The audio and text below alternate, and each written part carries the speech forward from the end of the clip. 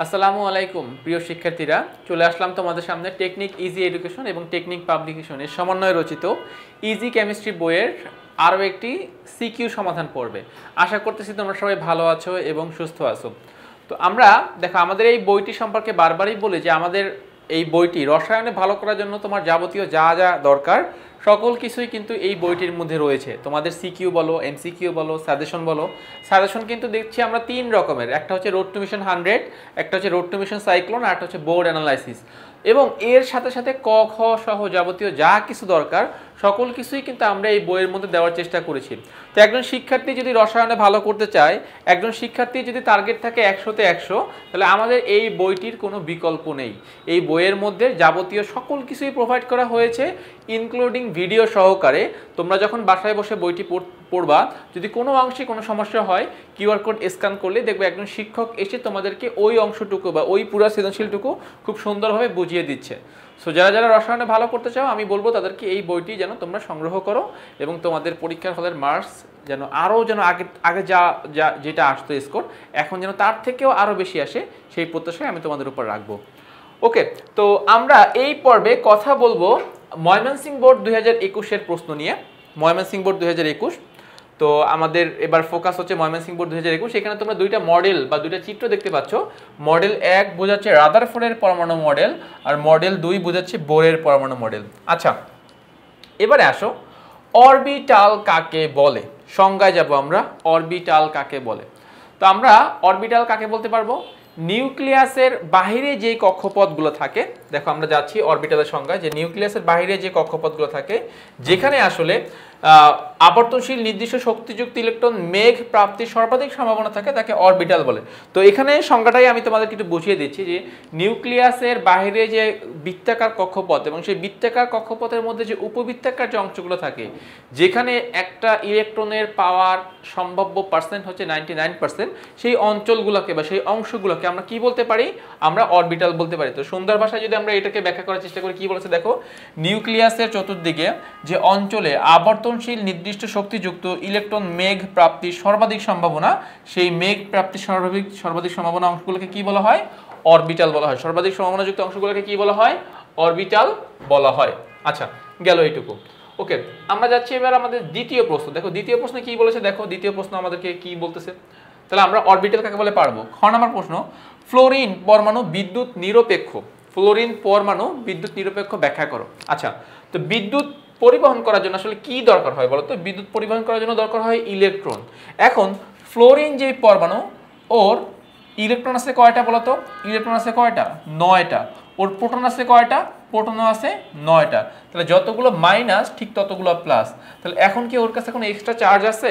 Extra কিন্তু ওর কাছে কোনো চার্জ নাই। তাহলে এক্সট্রা চার্জ না থাকলে তার প্রোটনগুলো তার ইলেকট্রনের সাথে কি থাকবে? একটা একটা একটা বন্ধন দ্বারা সে আবদ্ধ থাকবে। তো তাহলে ফ্লোরিনের কাছে আপাতত ইলেকট্রন পরিবহন করার মতো কোনো কি নাই, কোনো মুক্ত ইলেকট্রন নাই যে এই মুক্ত ইলেকট্রন সে বিদ্যুৎটা পরিবহন করবে।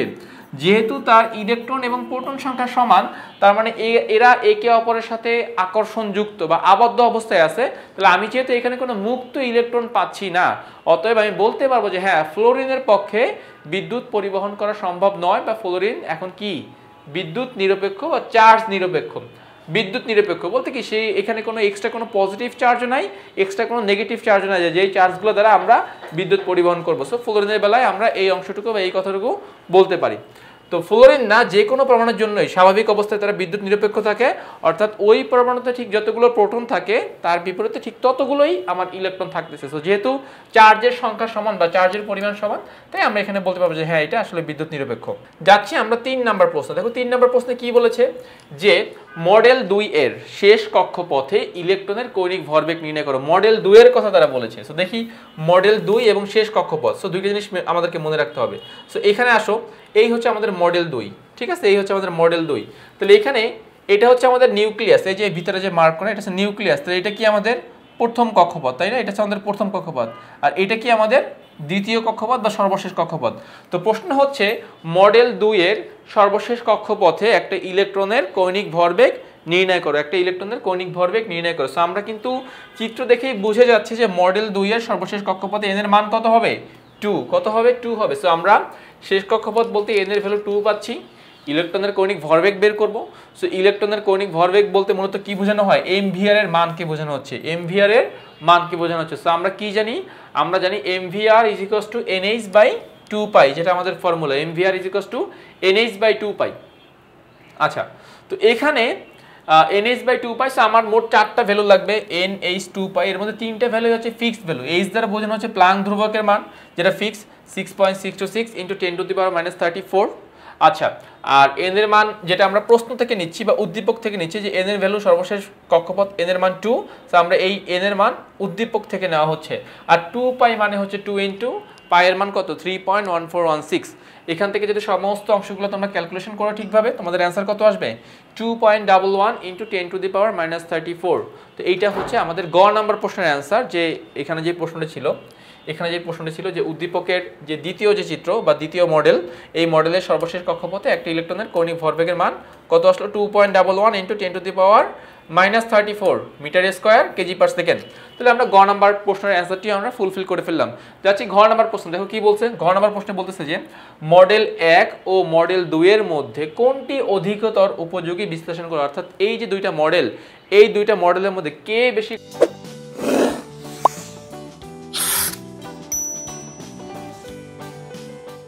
গ্রহণযোগ্য পাবে, কে বেশি ভ্যালুয়েবল হবে, এইটা আসলে আমাকে ব্যাখ্যা করতে হবে। সো আমরা আবার একটু দেখে নেই যে মডেল 1 হচ্ছে আমাদের রাদারফোর্ডের পরমাণু মডেল। দেখো মডেল 1 হচ্ছে আমাদের রাদারফোর্ডের পরমাণু মডেল, আর মডেল 2 হচ্ছে আমাদের বোরের পরমাণু মডেল, অর্থাৎ একটা হচ্ছে বোর এবং আরেকটা হচ্ছে রাদারফোর্ড। সো তোমরা এটাকে লিখতে পারো এভাবে যে মডেল 1, এটাকে আমরা কি লিখতে পারি বলো তো, মডেল 1 রাদারফোর্ড, আর এটাকে লিখতে পারি আমরা মডেল 2 বোরের পরমাণু মডেল। এখন বলেছে যে এই দুইটা মডেলের মধ্যে আসলে কোন মডেলটা বেশি গ্রহণযোগ্য। দেখো আমরা 4টা পয়েন্টে ভাগ করেছি, এই 4টা পয়েন্টের উপর কথা বলবো এবং সেই কথার ভিত্তিতে আমরা ডিসিশন নিব যে কোন মডেলটা বেশি গ্রহণযোগ্য। নাম্বার 1, রাদারফোর্ডের পরমাণু মডেলে কক্ষপথের আকার আকৃতি সম্পর্কে কোনো সুস্পষ্ট ধারণা দেওয়া হয়নি বা সে কোনো ধারণা দিতে পারেনি, বাট বিজ্ঞানী বোর তার পরমাণু মডেল থেকে একটি সুস্পষ্ট ধারণা পাওয়া যায়। কি পাওয়া যায়, যে mvr nh/2π, যেখানে mvr এই r দ্বারা বোঝানো হচ্ছে কক্ষপথের ব্যাসার্ধ বোঝানো হচ্ছে। আচ্ছা, তো তাহলে r দ্বারা যদি কক্ষপথের ব্যাসার্ধ বোঝানো হয়, তো আমরা তাহলে ব্যাসার্ধ বা ব্যাস কার হয় বলতো, গোলাকার বস্তুর কিন্তু ব্যাসার্ধ বা ব্যাস হয়, অন্য কোনো বস্তুর কিন্তু ব্যাসার্ধ বা ব্যাস হয় না।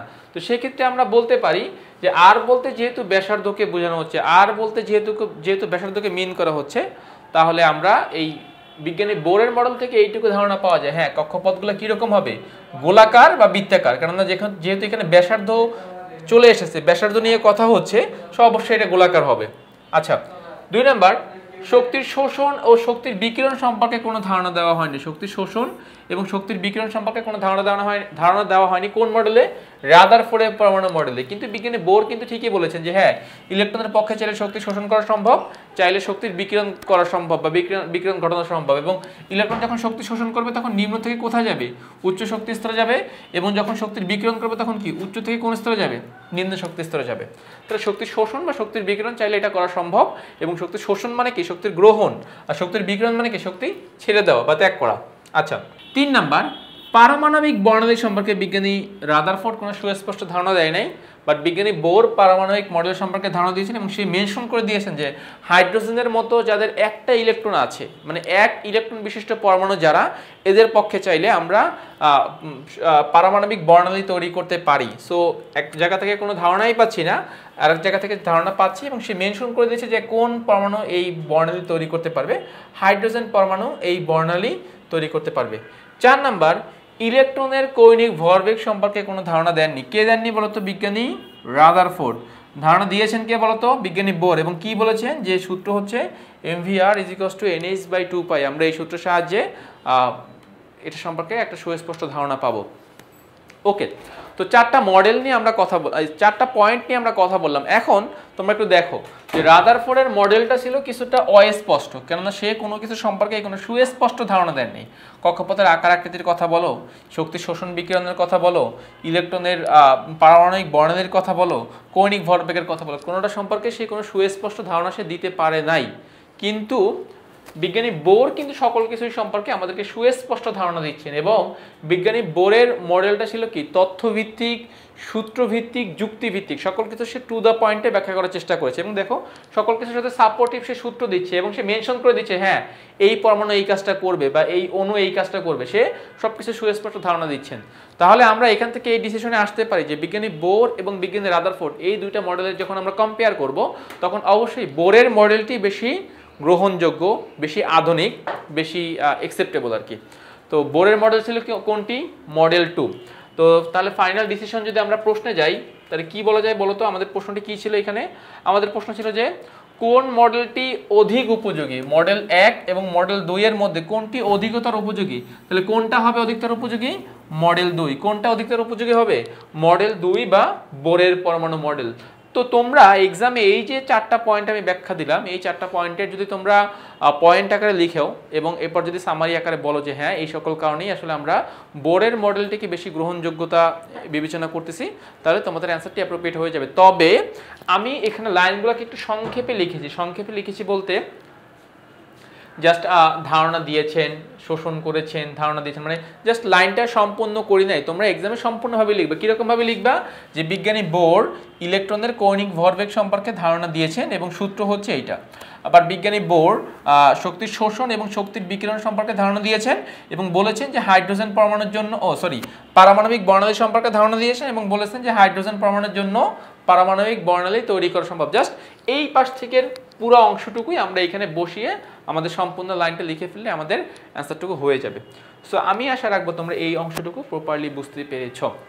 ওকে, তো আমরা কিন্তু আমাদের এই সৃজনশীলটি সম্পূর্ণরূপে শেষ করলাম। আমি তোমাদেরকে বলবো যে তোমরা কেমিস্ট্রিতে ভালো করতে হলে এই বইয়ের কোনো বিকল্প নেই। এই বইয়ের মধ্যে আমরা সমস্ত কিছু টু দ্য পয়েন্ট ব্যাখ্যা, বিশ্লেষণ, ভিডিও সহকারে প্রোভাইড করতেছি, যাতে করে একজন দুর্বল শিক্ষার্থীও যেন সে ঘরে বসে আমাদের এই বইটি যদি সে ক্রয় করে, সে যেন কিউআর কোডের ভিডিও দেখে সে যেন নিজেই বাসায় বসে বুঝতে পারে। তার কাছে মনে হবে সে বইটি ক্রয় করা মানে সে একজন শিক্ষককে নিয়ে নেওয়া বাসার মধ্যে। শুধুমাত্র তাকে অনলাইনে বা ইন্টারনেটের সাহায্যে কিউআর কোডের মাধ্যমে ভিডিওটা জাস্ট কষ্ট করে দেখে নিতে হবে, খাতায় নোট করে নিতে হবে, তাহলে সে সকল কিছুই ব্যাখ্যা বিশ্লেষণ সহকারে বুঝতে পারবে। তো আমি আশা রাখবো আমার শিক্ষার্থীরা এই বইটি সংগ্রহ করবে, নিজেদের কেমিস্ট্রির দক্ষতাটাকে আরও বেশি বৃদ্ধি করতে পারবে। ওকে, সো আজকের এই পর্বটি এই পর্যন্তই। নতুন কোনো পর্ব নিয়ে আবার তোমাদের সামনে হাজির হব।